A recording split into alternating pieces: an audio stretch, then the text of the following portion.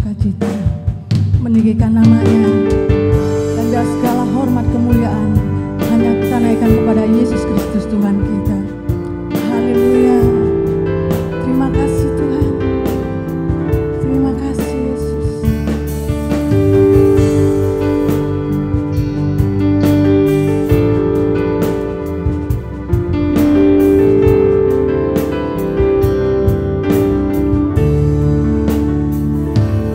Beri kemuliaan dan hormat, ku angkat suara pujian, ku agungkan namamu. Ku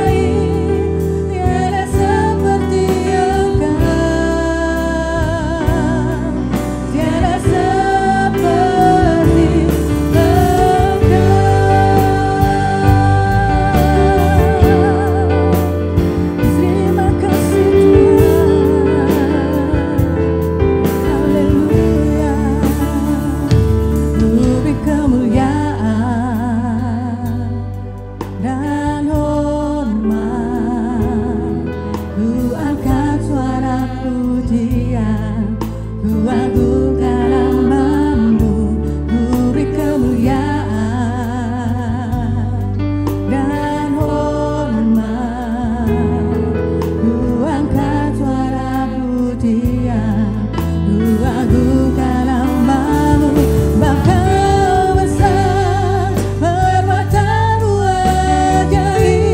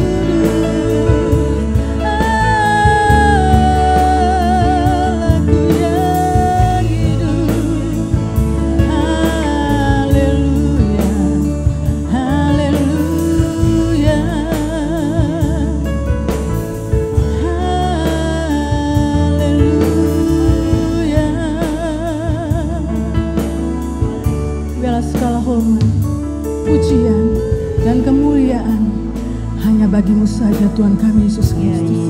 Haleluya. Terima kasih Tuhan. Biarlah hari ini kita boleh bersukacita di dalam Dia karena anugerah-Nya yang begitu besar dan luar biasa. Mari kita katakan sama-sama, Kau terbesar dan mulia, ajaib semua perbuatan-Mu. Amin. Kau terbesar dan mulia, biarlah semua memuji-Mu. Amin. Biarlah seluruh umat-Mu saat ini memuji-Mu Tuhan dengan segenap hati, dengan segenap jiwa. Haleluya.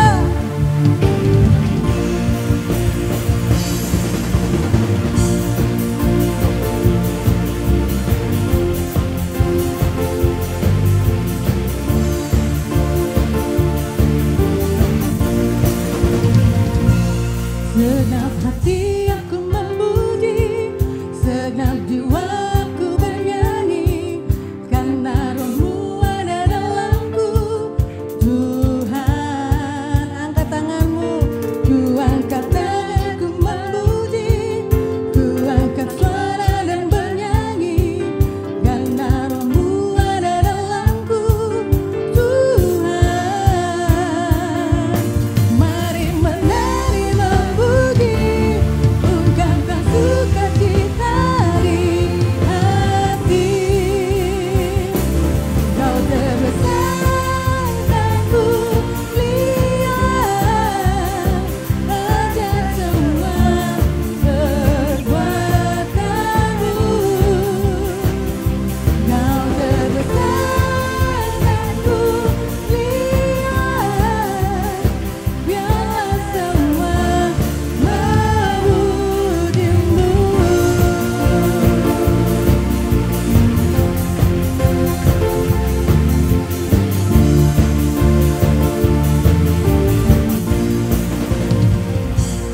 Segenap hati aku memuji, segenap jiwaku bernyanyi, karena Roh-Mu ada dalamku.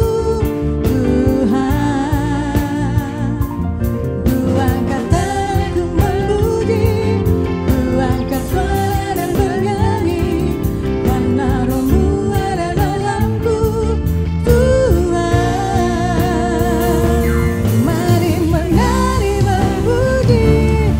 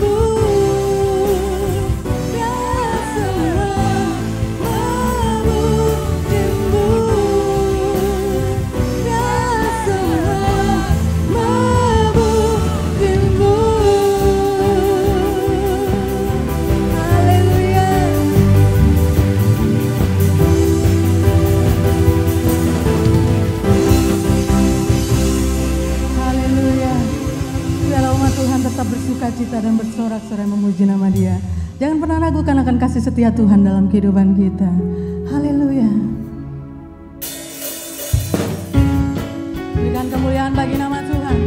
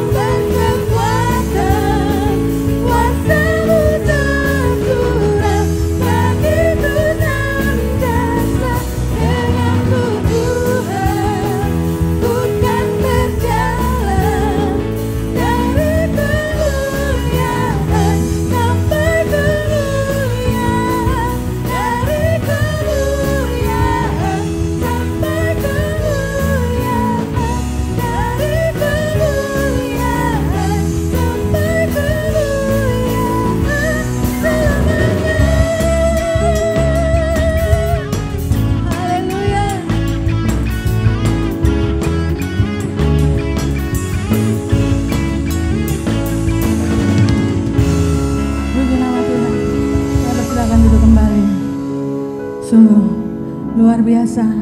Dia adalah Allah yang memegang kehidupan kita. Dia adalah Allah yang memegang kendali hidup kita. Oleh sebab itu, kuasanya yang telah dicurahkan atas kita, yang akan membangkitkan setiap kita untuk kita beroleh senantiasa pengharapan di dalam Dia. Haleluya. Sebab segala kebaikan yang kita miliki adalah Tuhan sendiri yang memberikannya dalam kehidupan kita. Biarlah Tuhan sendiri yang akan menyempurnakan kehidupan kita melalui firman Tuhan saat ini. Mari kita buka hati kita. Kita siapkan hidup kita untuk kita menerima berkat kebenaran pada firman Tuhan. Haleluya.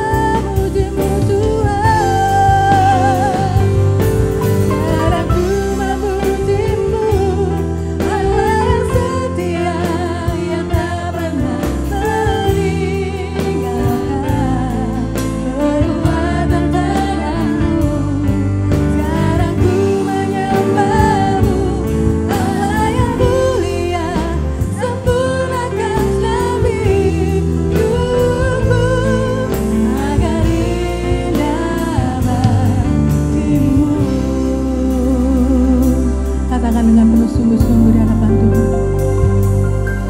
Sekarang ku memujimu, Allah yang setia, yang tak pernah meninggalkan perbuatan tanganmu. Saya undang Umi untuk berdoa.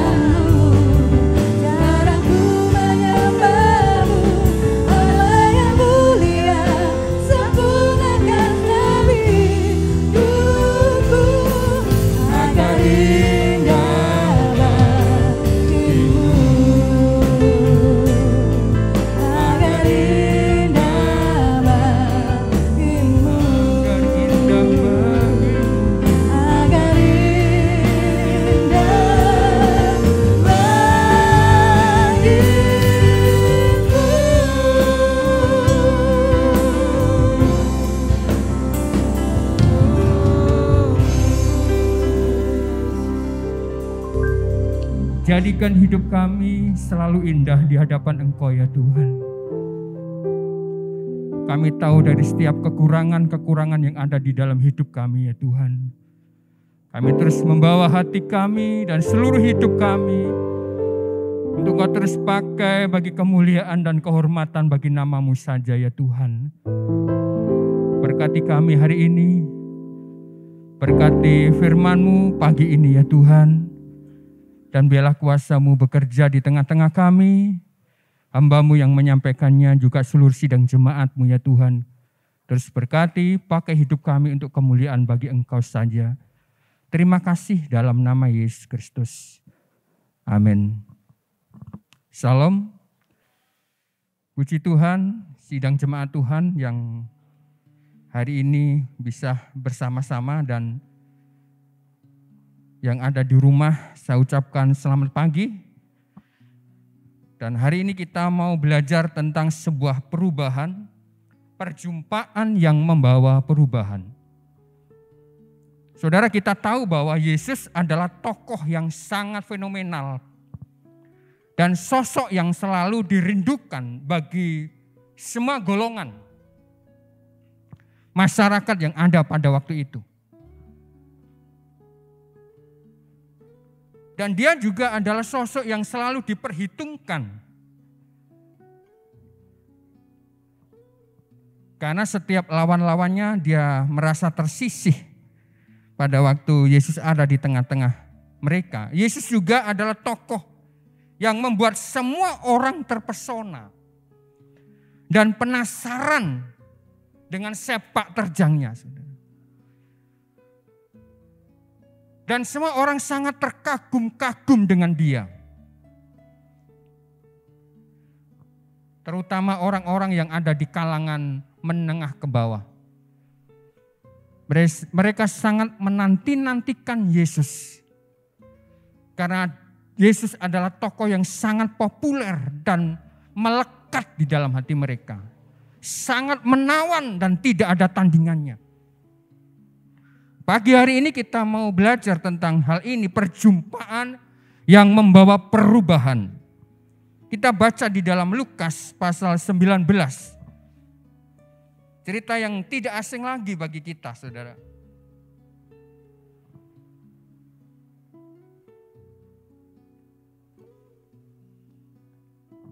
Lukas 19 ayat pertama sampai ayat yang ke-10. Yesus masuk ke kota Yeriko dan berjalan terus melintasi kota itu. Di situ ada seorang bernama Sakius, kepala pemungut cukai, dan ia seorang yang kaya. Ia berusaha untuk melihat orang apakah Yesus itu, tetapi ia tidak berhasil karena orang banyak sebab badannya pendek. Maka berlarilah ia mendahului orang banyak lalu memanjat pohon ara untuk melihat Yesus yang akan lewat di situ. Ketika Yesus sampai ke tempat itu, ia melihat ke atas dan berkata, "Sakius, segeralah turun, sebab hari ini aku harus menumpang di rumahmu." Lalu Sakius segera turun dan menerima Yesus dengan sukacita. Tetapi semua orang yang melihat hal itu bersungut-sungut, katanya, "Ia menumpang di rumah orang berdosa." Tetapi Sakius berdiri dan berkata kepada Tuhan, "Tuhan, setengah dari milikku akan kuberikan kepada orang miskin. Dan sekiranya ada sesuatu yang kuperas dari seorang, akan kukembalikan 4 kali lipat."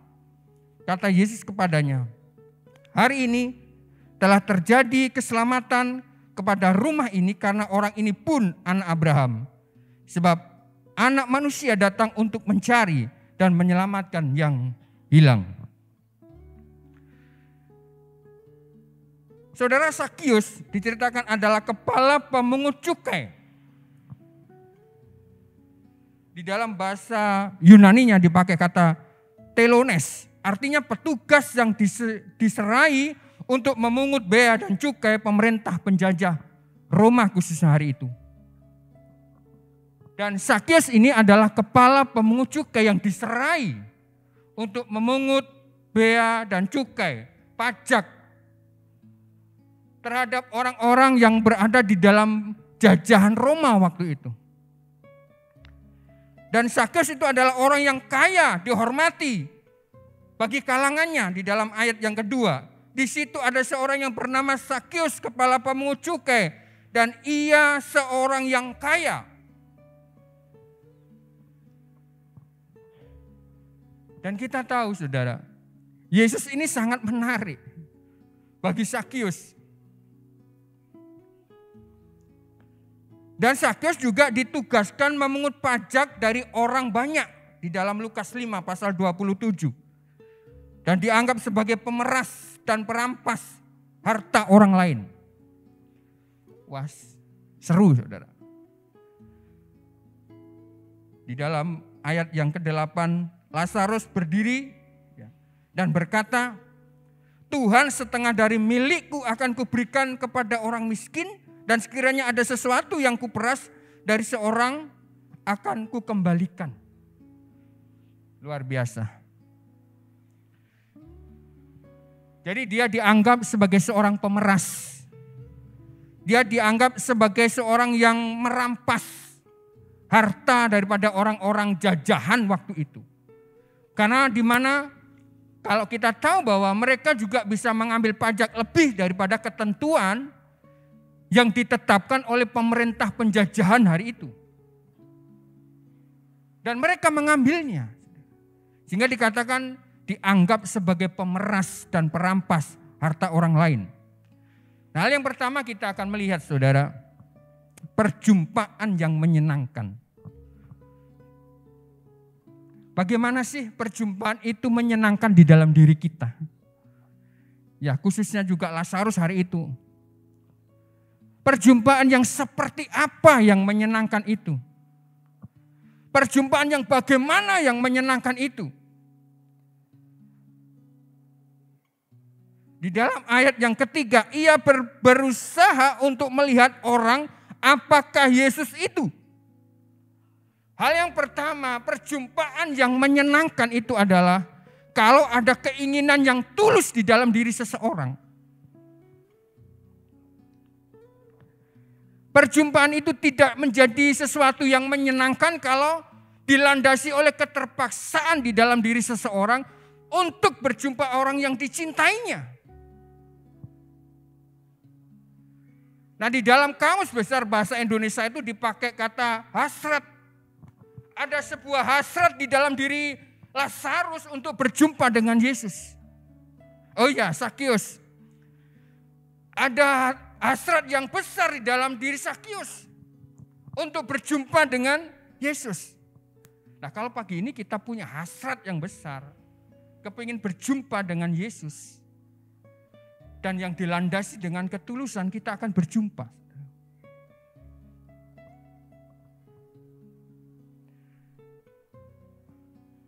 terus ada kehendak. Jadi hari ini ada kehendak yang besar di dalam diri seseorang, yaitu Sakeus untuk berjumpa dengan Yesus.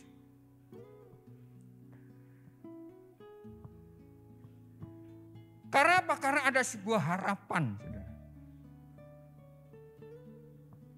Kita pernah muda, dan mungkin hari ini kita masih muda mungkin. Kita punya pengalaman-pengalaman yang sangat indah, yang ada di dalam diri seseorang. Dan Sakeus ini juga punya pengalaman-pengalaman yang indah, pengalaman-pengalaman yang menyenangkan di dalam hatinya. Nah, pengalaman-pengalaman itu bisa menjadi sesuatu yang sangat menyenangkan kalau semuanya itu terjadi dengan hati yang benar-benar tulus di dalam hidup mereka. Sakeus tulus, saudara. Dia tulus. Dia punya keinginan yang tulus untuk berjumpa dengan Yesus. Makanya Yesus itu membuat dia sangat penasaran gimana sih Yesus itu. Modelnya kayak apa? Mukanya kayak apa? Saudara.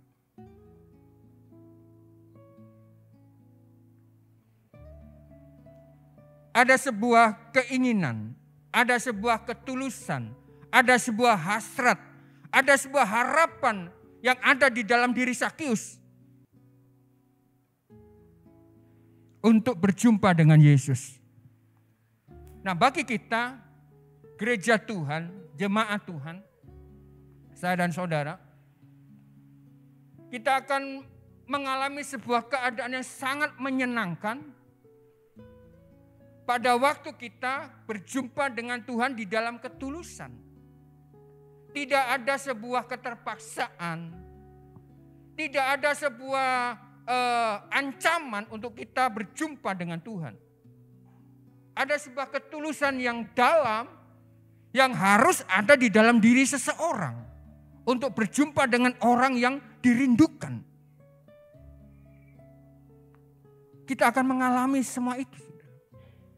Pada waktu ada hasrat, ada keinginan yang tulus di dalam diri kita. Kita nggak akan pernah mengalami apa-apa pada waktu kita ibadah tanpa ketulusan dan tanpa hasrat yang dalam terhadap Tuhan.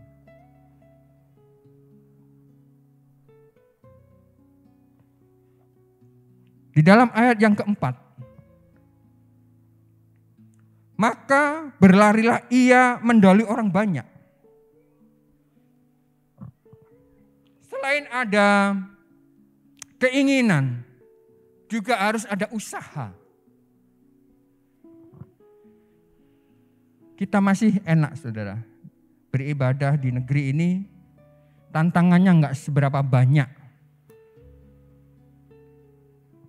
Sekalipun ada tantangan tapi nggak banyak banget.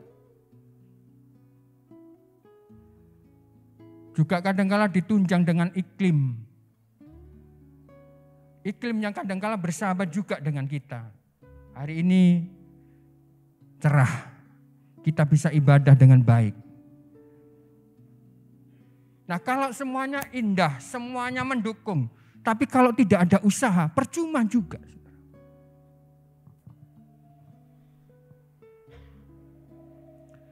Jadi usaha, di dalam Kamus Besar Bahasa Indonesia ada kegiatan dengan mengerahkan tenaga. Kita berusaha, besok pagi bangun pagi-pagi untuk ibadah, ada usaha. Kita bangun pagi-pagi, kita menyelesaikan tugas kita, sehingga kita bisa beribadah dengan senang, dengan sukacita. Ada usaha, ada tenaga, ada pikiran, atau ada badan untuk mencapai sesuatu maksud. Ada usaha di dalam diri kita. Nah, Sakeus ini, dia punya usaha. Mengapa? Karena dia menyadari badannya kecil. Badannya pendek dia.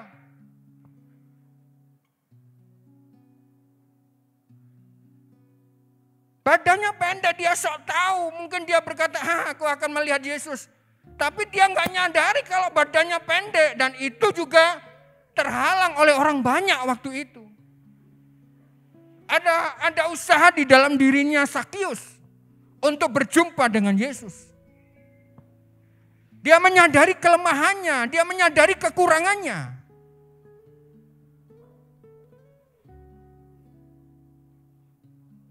Dia datang kepada Yesus, sekalipun di dalam keterbatasannya. Saudara. Dia tidak menyerah dengan keadaannya. Sekalipun badannya pendek, sekalipun dia terhalang dengan orang banyak, seakan-akan dia tidak bisa menjumpai Yesus. Seakan-akan hatinya tidak terpuaskan untuk berjumpa dengan Yesus. Tetapi Sakius punya usaha untuk berjumpa dengan orang yang membuat hatinya penasaran itu.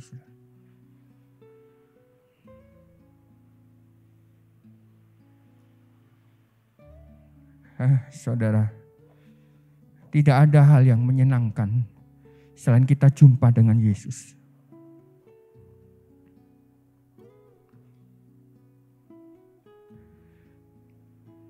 Tidak ada sesuatu yang membuat kita bahagia, saudara, selain kita berjumpa dengan kekasih hati kita, Yesus Kristus. Mungkin hari ini kita datang dengan segala keterbatasan kita seperti Sakius. Kita datang dengan segala sesuatu yang membuat kita mungkin gak berdaya seperti Sakius.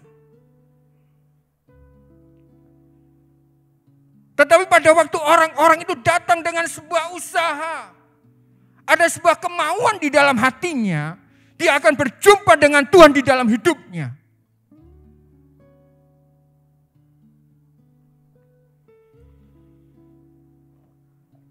Sakius tidak menyerah dengan keadaan hidupnya, saudara. Kalau mungkin hari ini kita berputus asa,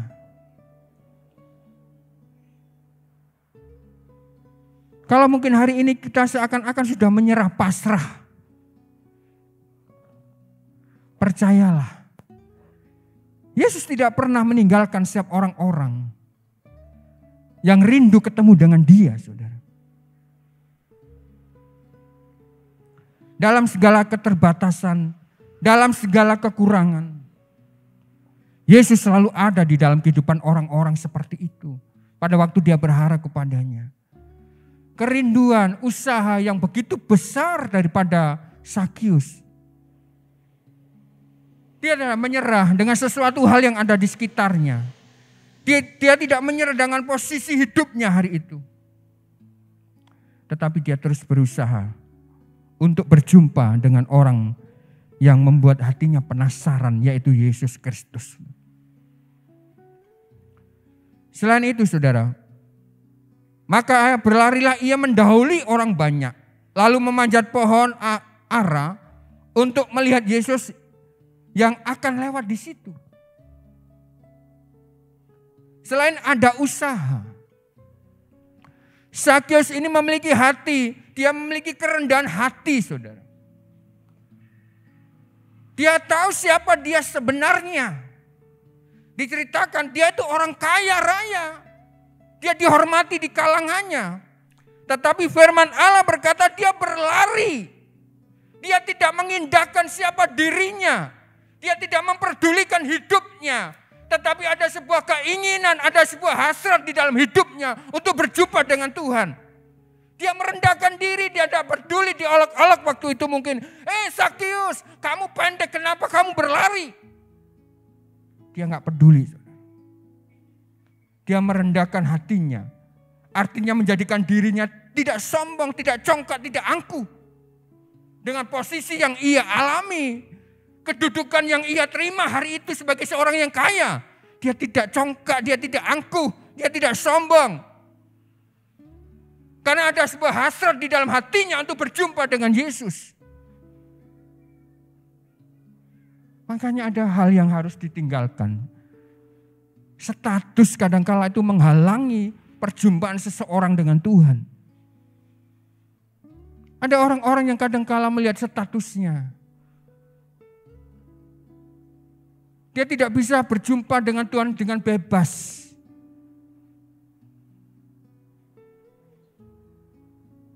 Dia mengatur hidupnya sedemikian rupa sampai-sampai ia membatasi Tuhan di dalam hidupnya. Zakeus ini orang kaya, saudara. Tetapi dia tidak peduli dengan apa yang ia alami. Ia terima hari itu. Dia tidak peduli dengan posisinya sebagai seorang kaya raya. Dia meninggalkan keangkuhannya, dia meninggalkan posisinya, dia berlari untuk berjumpa dengan Tuhan. Jadi dia tidak sombong. Dia melupakan jati dirinya sendiri, berlari mendahului orang banyak. Mungkin pada waktu itu orang berkata, antri. Mungkin kalau sekarang hari ini kan, antri. Tetapi dia nggak peduli, saudara. Dia mungkin terobos satu dengan yang lain, dia minggirkan orang itu. Karena saking banyaknya orang dan karena dia juga pendek, saudara.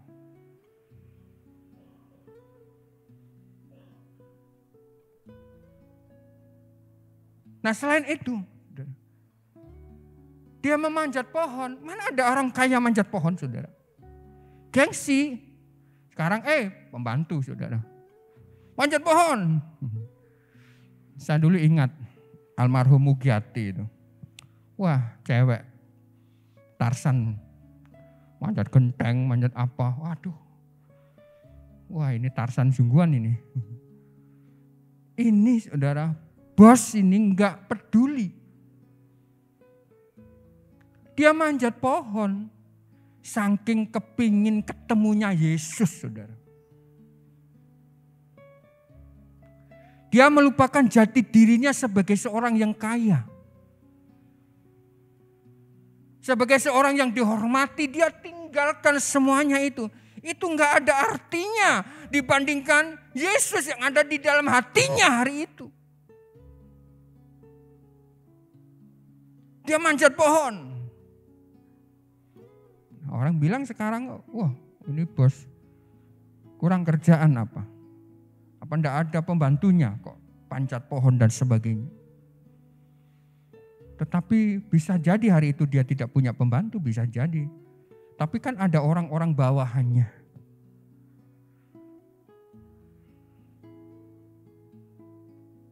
Zakeus merelakan dirinya mungkin dihina orang hari itu. Dia siap dihina. Dia siap dilecehkan hari itu. Karena dia memanjat pohon. Dia sudah enggak memperdulikan keadaannya. Sebagai orang kaya, tetapi dia hanya kepingin ketemu seperti apa Yesus itu.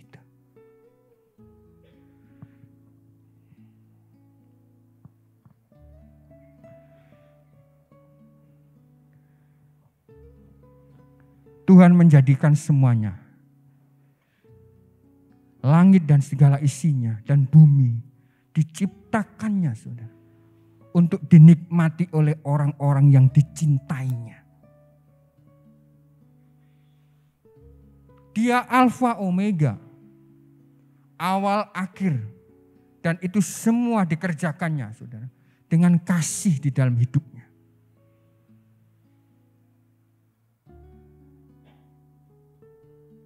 Nah hal yang kedua, tanggapan di dalam perjumpaan antara Zakeus dengan Yesus. Apakah ada kesan-kesan yang mendalam pada waktu Zakeus berjumpa dengan Yesus? Nah kalau hari ini pertanyaan itu diperhadapkan dengan kita, adakah kesan-kesan yang mendalam pada waktu kita beribadah kepada Tuhan? Adakah kesan-kesan yang mendalam di dalam diri kita ini? Pada waktu kita berjumpa di dalam ibadah kita dengan Tuhan. Nah ada sebuah kesan yang mendalam yang dialami oleh Zakeus. Pada waktu dia berjumpa dengan kekasih hatinya yang dirindukan hari itu. Nah tanggapan di dalam perjumpaan. Di dalam ayat yang kelima, ketika Yesus sampai ke tempat itu, ia melihat ke atas dan berkata, Zakius, segera turun. Pada waktu kita berjumpa dengan seseorang, terus kita disapa, saudara. Artinya apa? Masih dianggap.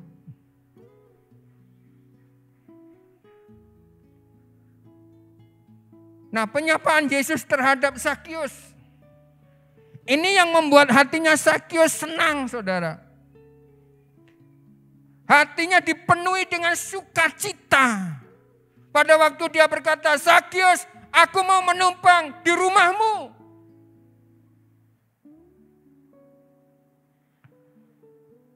Di dalam ayat yang ke-6 itu, Zakius turun.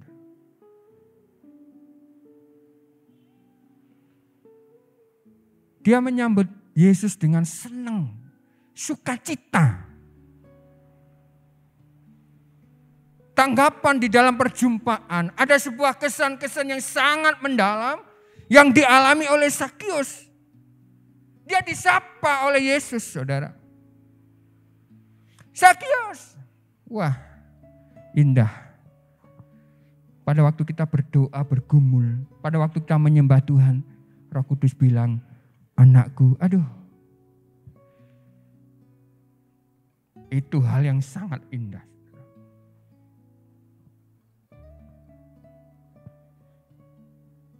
Makanya di dalam Injil Yohanes pasal 10. Tentang domba dan gembala. Pada waktu domba itu memanggil gembala-gembalanya. Gembala memanggil dombanya. Dombanya mendengar, saudara. Karena gembala mengenal dombanya. Dan domba itu pun juga mengenal suaranya.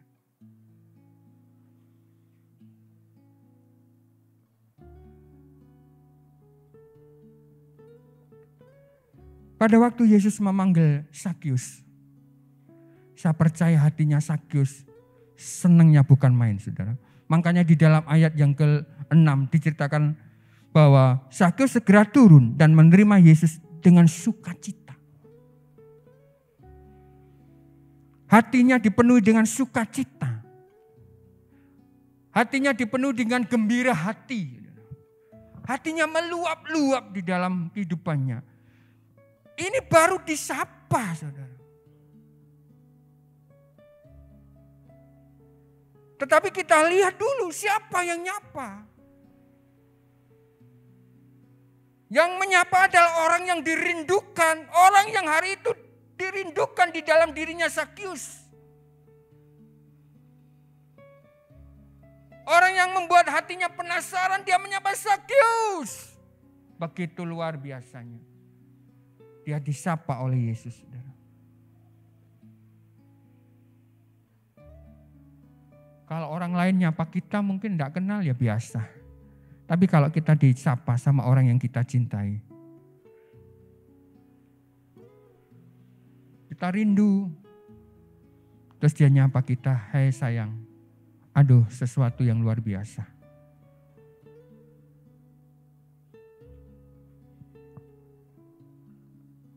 Nah, di dalam Yeremia juga, di dalam pasal 29, apabila kamu mencari aku, kamu akan menemukan aku. Pada waktu Zakius mencari Yesus dengan kerinduannya, dia menemukannya.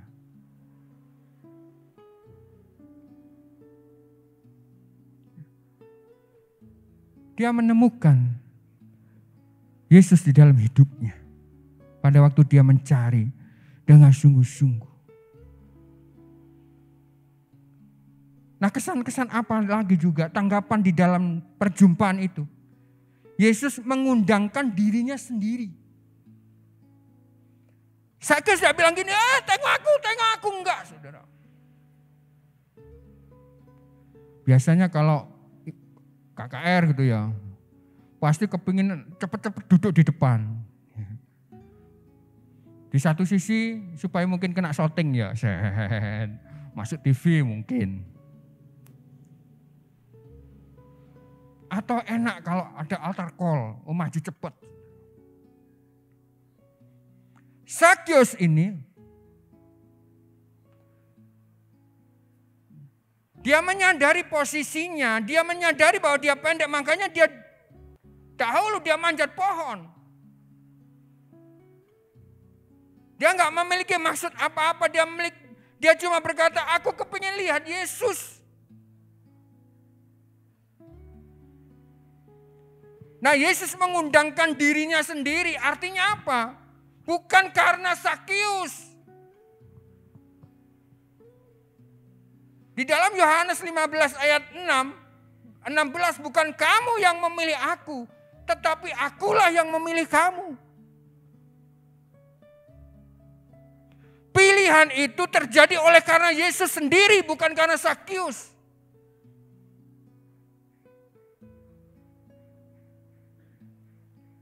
Jadi dia berlari cepat-cepat itu bukan gara-gara supaya dipanggil. Enggak, saudara. Semuanya itu karena Tuhan.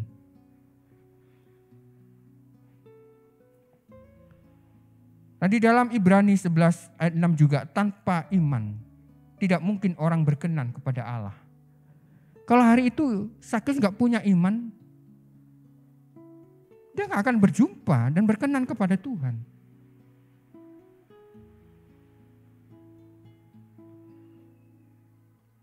Dan di dalam Mazmur 19 ayat 2, berbahagialah orang-orang yang memegang peringatan-peringatannya, yang mencari Dia dengan segenap hati. Kalau kita mencari Tuhan dengan segenap hati dan hidup di dalam peringatan-peringatannya, artinya hidup di dalam kehendak-Nya, kita dibilang apa? Berbahagialah. Sakyus mengalami kebahagiaan yang luar biasa. Karena hari itu Yesus mau menumpang di rumahnya. Dan benar, bukan kamu yang memilih aku, tetapi akulah yang memilih kamu. Hari ini keberadaan kita bukan karena kebaikan kita sendiri kalau ada di tempat ini. Semua karena kemurahan Tuhan. Oh, hari ini aku sehat, aku bisa ibadah, ya betul, saudara. Tetapi itu adalah kemurahan Tuhan bagi kita semua.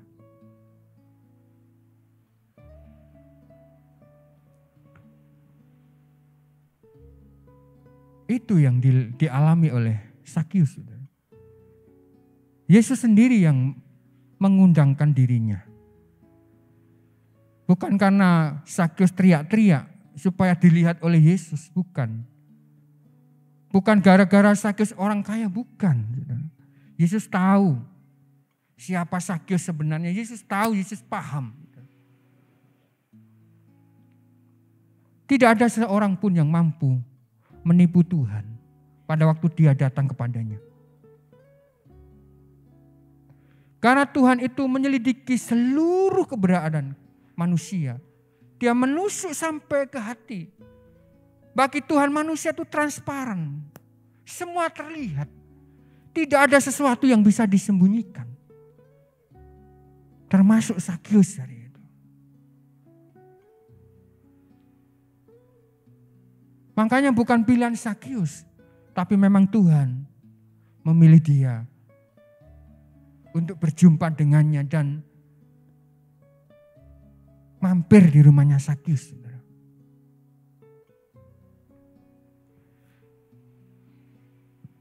Sekarang kita lihat hasil dari perjumpaan.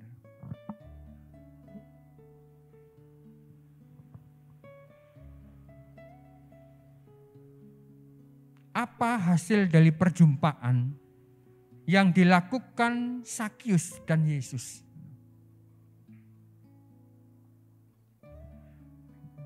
Ini pun juga bisa jadi pertanyaan kita.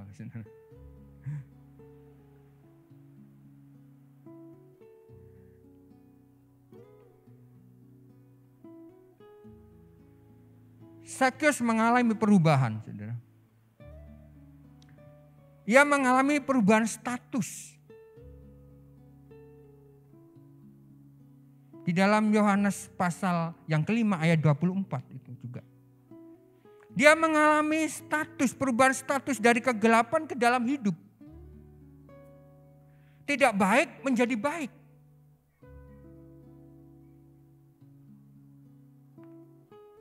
Dari kebinasaan menerima sebuah keadaan yang kekal. Hidup yang luar biasa. Dari binasa tidak menjadi binasa. Oleh karena ada sebuah perubahan, pertukaran.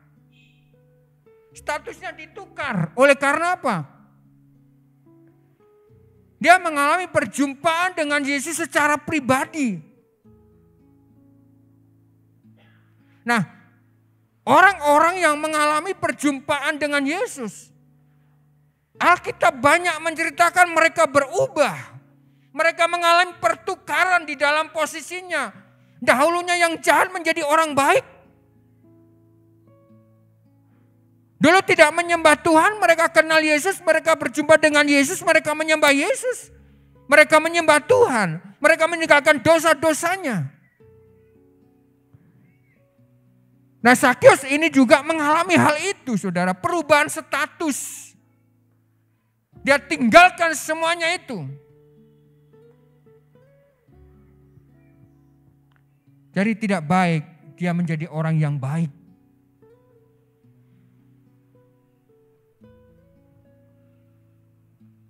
Nah, apa yang dia alami di dalam ayat yang berikutnya tadi? Di dalam ayat yang ke-8, tetapi Sakius berdiri dan berkata kepada Tuhan, Tuhan, setengah dari milikku akan kuberikan kepada orang miskin.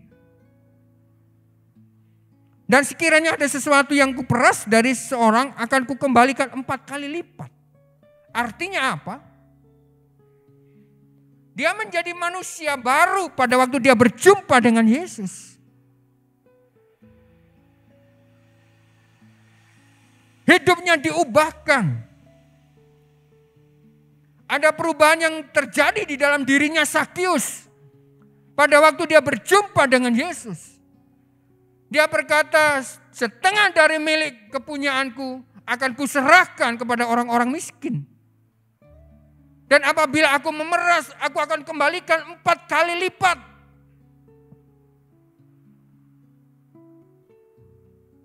Artinya bagi Sakius, Yesus itu lebih berharga daripada kekayaan yang ia punyai hari itu. Yesus itu lebih berharga dari segala sesuatu yang hari itu ada di rumahnya. Itu artinya bukan kita terus menjual semuanya. Enggak. Harta kekayaan kita, oh Yesus lebih berharga. Oh enggak, kalau gitu enggak usah harta. Bukan seperti itu.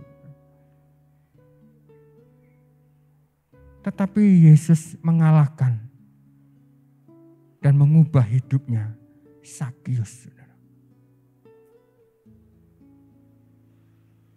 Dia menjadi manusia yang baru. Artinya apa? Mengalami sebuah perubahan. Di dalam Efesus pasal 4:24, dan mengenakan manusia baru yang telah diciptakan menurut kehendak Allah. Dia menjadi manusia baru pada waktu dia berjumpa dengan Tuhan. Dia diciptakan menurut kehendak Allah.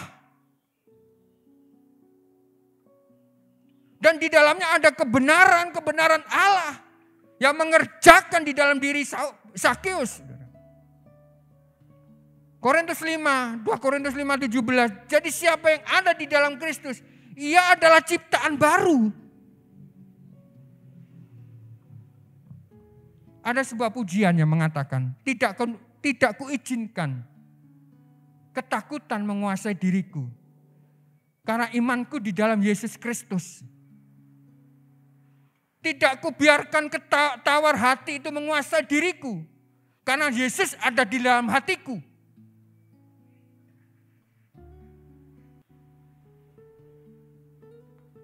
Pada waktu Sakius mengalami seperti itu, dia mengalami pembaharuan yang ada di dalam hidupnya. Dia bukan manusia lama lagi. Dia bukan dulu lagi, tetapi dia menjadi ciptaan yang baru di dalam Tuhan. Dia menjadi saluran berkat bagi banyak orang akhirnya. Karena apa?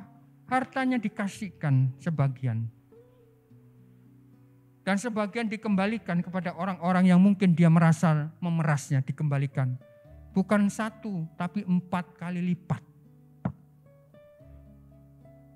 Bisa jadi memang dia orang yang sangat kaya raya, saudara.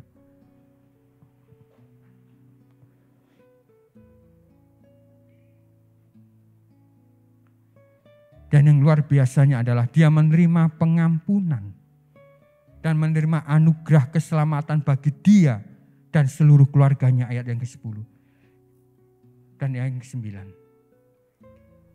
Keselamatan itu terjadi bukan hanya untuk dia tetapi juga untuk keluarganya. Satu orang diselamatkan, maka seluruh keluarganya juga akan diselamatkan.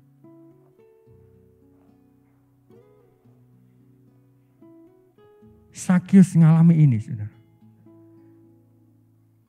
Dan akhirnya dia diangkat menjadi anak. Dia diangkat menjadi anak. Dan mendapat bagian di dalam janji Allah di dalam hidupnya.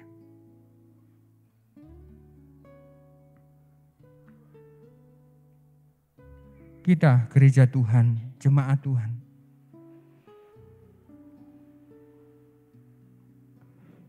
Bagaimana pagi ini? Dan bagaimana hari-hari di mana kita berjumpa dengan Yesus? Adakah perubahan di dalam diri kita terjadi? Ataukah kita masih mengenakan manusia lama? Bajunya baru, tapi perbuatannya lama.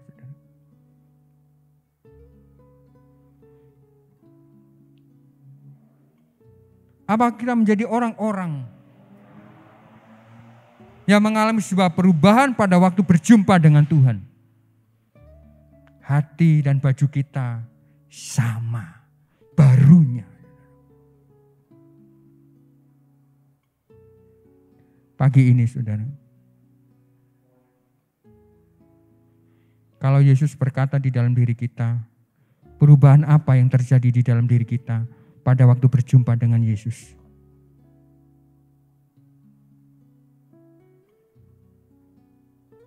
Dan adakah engkau hari ini datang dengan ketulusan, dengan usaha? Kalau engkau datang dengan ketulusan, dengan kerendahan hati, dengan usaha untuk berjumpa dengan Tuhan, Tuhan menjumpai kita. Seperti yang dilakukan oleh Sakyus. Dia mungkin memanggil nama kita. Hai, mungkin. Hai Mas Adam, mungkin seperti itu. Atau Mas Abram, seperti itu. Memanggil kita dengan namanya.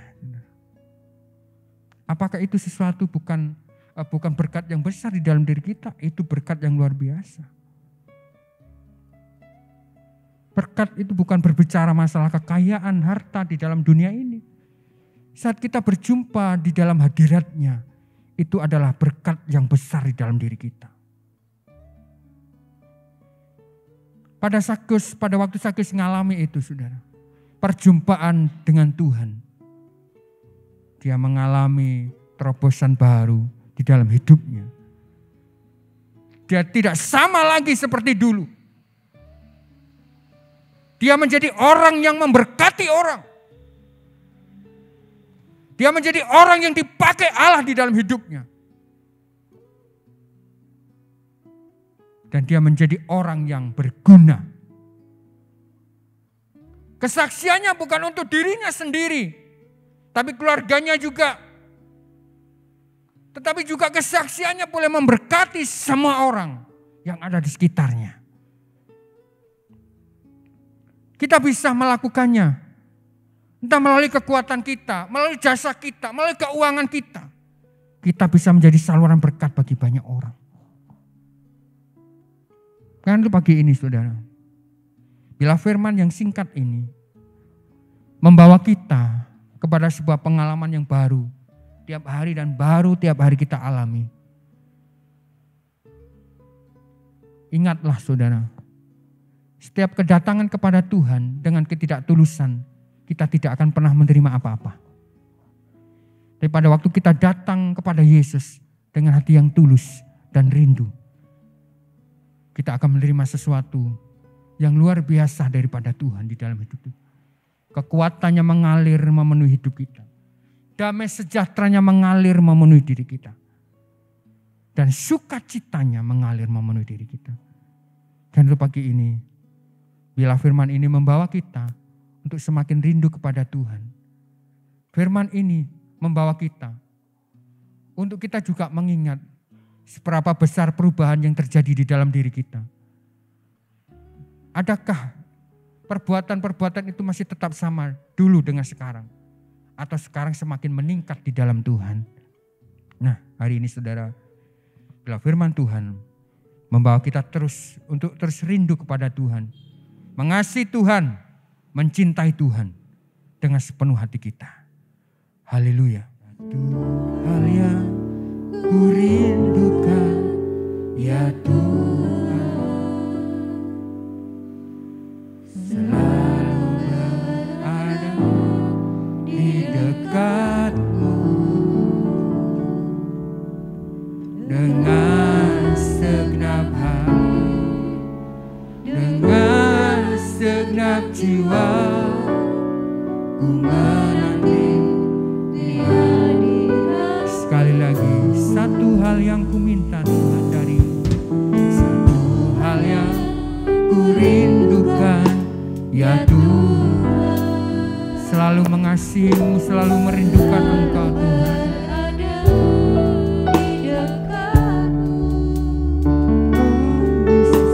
Dengan segenap hati, dengan segenap jiwa, ku menanti di hadirat lebih dalam, lebih dalam lagi. Ku rindukan lebih dari segala yang ada, lebih dalam lagi. Ku cintakan Yesus, ku mengasihi-Mu. Saudara, pagi ini Tuhan yang tahu isi hati kita. Mari kita jujur di hadapan Allah. Mari kita jujur di hadapan Tuhan. Sekalipun Tuhan tahu kita ini transparan di hadapannya, tidak ada yang bisa disembunyikan. Mari kita jujur di hadapan Tuhan. Pada waktu kita datang dengan ketulusan, seperti yang dilakukan oleh Sakyus. Dia menyapa dia, Sakyus. Pagi ini dengan kejujuran, percayalah, Tuhan tidak pernah tinggal diam di dalam diri kita. Haleluya.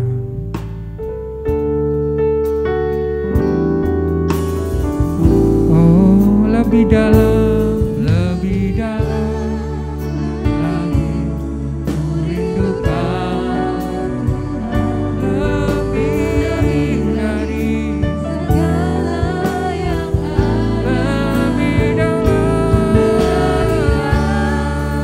lagi ku rindukan.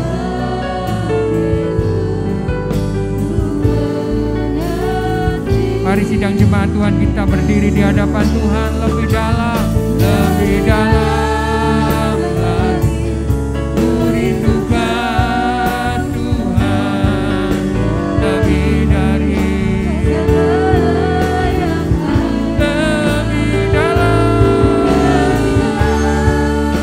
lagi ku cintakan Yesus, lebih dalam.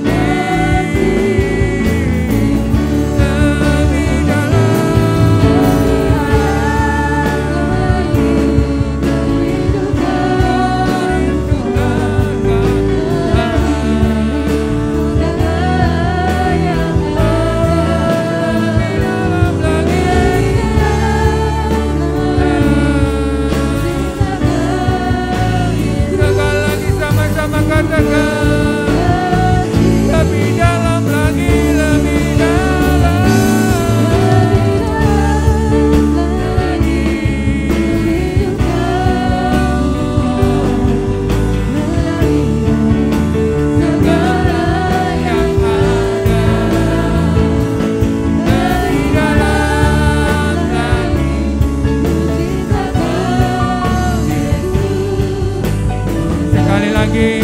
Dan waktu selanjutnya saya serahkan pada Bapak Gembala.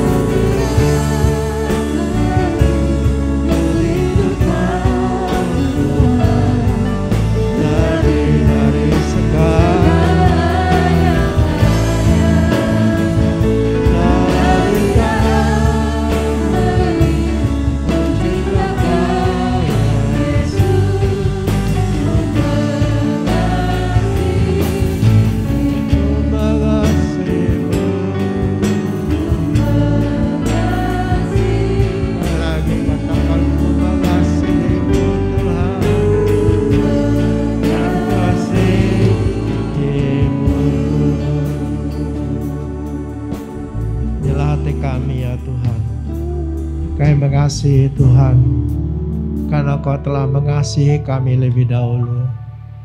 Ya Tuhan, biarlah hati kami terus terarah kepadamu, merindukan Kau lebih dari apapun ya Tuhan. Biarlah kuasa-Mu juga mengalir dalam hidup kami. Tuhan, berikan kepada kami hati yang rindu terus kan hadirat-Mu ya Tuhan, dimanapun kami ada. Ya Tuhan, penuhi kami dengan sukacita-Mu, dengan damai sejahtera-Mu dan kekuatan-Mu ya Tuhan mengalir dalam kami.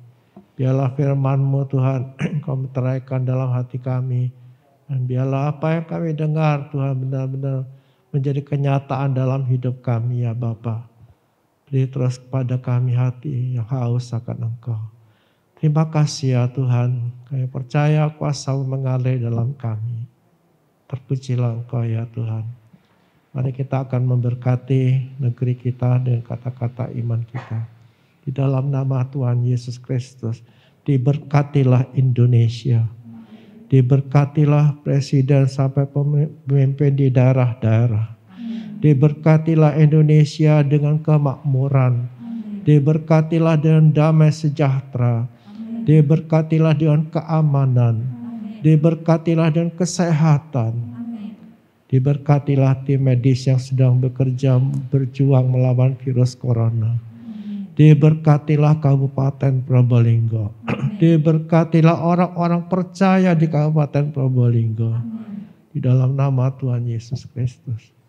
Bapa kami di surga, dikuduskanlah nama-Mu. Datanglah kerajaan-Mu, jadilah kehendak-Mu di bumi seperti di surga. Berikanlah kami pada hari ini makan kami yang secukupnya. Dan ampunilah kami akan kesalahan kami. Seperti kami juga mengampuni orang yang bersalah kepada kami. Dan jangan bawa kami ke dalam pencobaan. Tapi lepaskanlah kami daripada yang jahat. Karena Engkau-lah yang punya kerajaan, kuasa dan kemuliaan. Sampai selama-lamanya. Amin. Inilah kami ya Tuhan. Menyerahkan sekali lagi hidup kami dalam tangan-Mu. Menyerahkan seluruh keluarga kami. Menyerahkan anak-anak kami semua dalam tangan-Mu ya Bapa. Kami percaya tangan perlindungan-Mu menyertai kami di mana kami pergi dan berada. Engkau menjauhkan kami dari semua yang jahat ya Bapa. Dalam perlindungan-Mu kami aman. Karena kami tahu Engkau adalah Allah yang Maha Perkasa. Terima kasih Bapak, kami menyerahkan juga saudara-saudara kami yang sakit Tuhan, Kau jamah mereka. Biarlah kekuatan-Mu mengalir, memberikan kekuatan iman, dan biarlah mereka menghadapi semua dengan kekuatan yang dari Engkau ya Bapak. Engkau jamah mereka Bapak. Terima kasih oh Tuhan, kami juga percaya kuasa-Mu akan mengalir dalam pekerjaan kami, ya Tuhan berikan kepada kami hati yang terus berharap kepada-Mu. Dengan hati yang jujur dan tulus kami boleh bekerja. Dan Engkau yang akan melimpahkan berkat bagi kami. Terima kasih kami juga berdoa ya Tuhan untuk Sekolah Bintang Harapan, kami percaya Engkau akan pakai sekolah ini untuk kemuliaan-Mu, menyediakan semua yang dibutuhkan. Biarlah sekolah ini menjadi berkat bagi banyak orang. Terima kasih Bapa, kami boleh percayakan seluruh keberadaan kami dan semua yang kami lakukan hari-hari mendatang ini dalam tangan Tuhan. Terpujilah Engkau ya Tuhan, kami percaya kuasa-Mu menyertai, melindungi kami dan memberkati kami pada pagi hari ini. Segala hormat bagi Engkau. Kami persembahkan seluruh ibadah kami dan hidup kami dalam tangan-Mu, di dalam nama Yesus Tuhan dan Juru Selamat kami. Jemaat yang dikasihi Tuhan, terimalah berkat dari Allah Bapa, itu akan menggali dalam hidupmu, dilimpahkan segala yang baik atas hidupmu. Dan Yesus Kristus dengan damai sejahteranya terus akan menguatkan engkau sekalian menghadapi apapun. Dan Roh Kudus akan menuntun, mengurapi, memberkati saudara sekalian dan menjadikan engkau semua berkat bagi banyak orang. Dalam nama Tuhan Yesus Kristus. Amin.